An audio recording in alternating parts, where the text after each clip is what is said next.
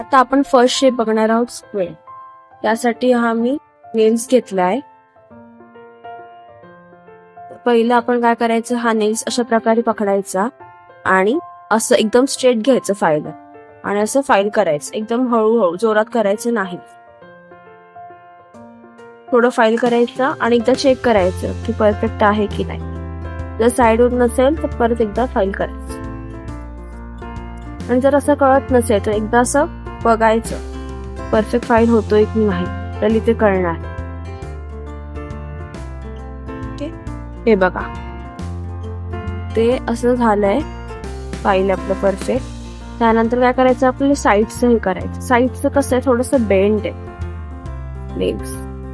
तर आपण काय करणार, असं नेल्स पकडला हे असं उभं पकडायचं साईड आणि स्ट्रेट मध्ये फाईल करायचं. एकदम हळूहळू, जोरात फाईल करायचं नाही. फाईल झालं तर सेम प्रोसेस या साईड.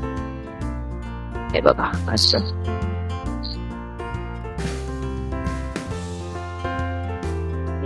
एकदा परत चेक करायचं आपण बरोबर केलंय का. इथून साईडून, इथून साईडून. नसेल वाटत तर परत एकदा करायचं असं स्ट्रेटली. फाईल स्ट्रेट घ्यायचा आणि इथून पण स्ट्रेट घ्यायचा. ओके, हे झालंय. त्याच्यानंतर इथे कॉर्नर्स दिसतात तुम्हाला, खूप शार्प आहेत कॉर्नर्स, हे लागू शकतात. तर आपण काय करतो, हे जे कॉर्नर्स आहेत ना, ते स्मूथ करण्यासाठी एकदम कर्व मध्ये करायचं, एकदम हलक्या हाताने. जास्त केलं तर जास्त फाईल होऊ शकतो त्याच्यामध्ये. हे बघा, एकदम हलक्या हाताने केलं, एकदम स्मूथ झालं. ह्या साईडचं शार्प दिसतंय, ह्या साईडचं स्मूथ झालं. हे पण सेम असं कर्व करायचं.